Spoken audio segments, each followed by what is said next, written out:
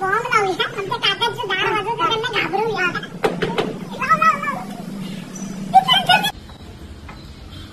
कोणी वाजवले रे दरवाजा? अरे अक्कल आहे की नाही?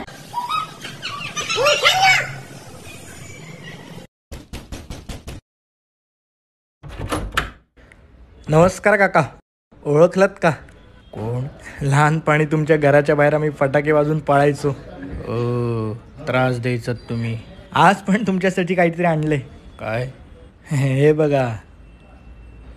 आज पण फटाकेच आणलेत का?